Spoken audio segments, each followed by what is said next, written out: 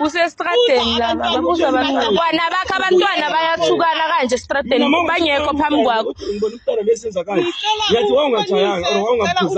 Okay, thina ke abantu abadala Bonise baba. ungakhulumanga ukuthi ya khona manje labantu abadala Mbali yazi nokuthi ungcono uyashuta ubeka kuGailari ushuta usenda ku WhatsApp. Abantwana sobonise kuma TikTok. Ku WhatsApp. Ungena ku WhatsApp. Yabo.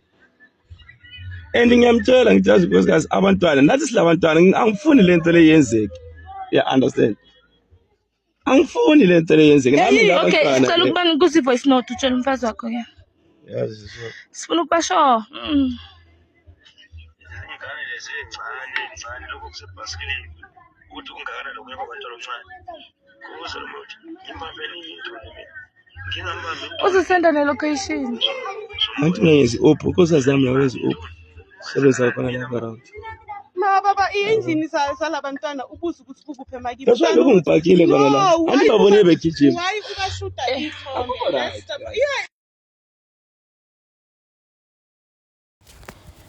Hello Mzansi, welcome to Mgosasa Mzansi. If today is your first time visiting this channel, please do the right thing and click the subscribe button, and also don't forget to smash the like button. There's a viral video of a man taking pictures and videos of kids labi badlala emgwaqeni batalibala abantwana babetongela abantwana ngokuthi kunemuntu bathatha ama video nema picture bathi mabafika bacela kubona lawo ma picture lathatha labantwana nokuthi wasendela abantu lawo ma picture wasibeka wasendela umfati wakhe.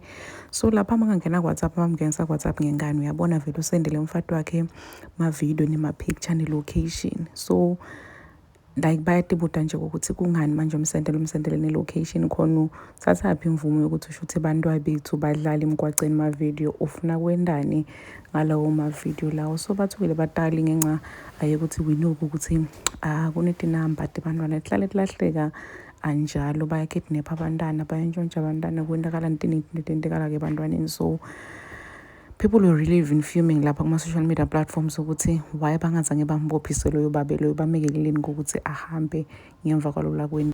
Please do comment what you think below down on the comment section. Don't forget to hit the notification bell so that you can be notified whenever I upload a new video. This is the end of my video. I am signing out. Goodbye.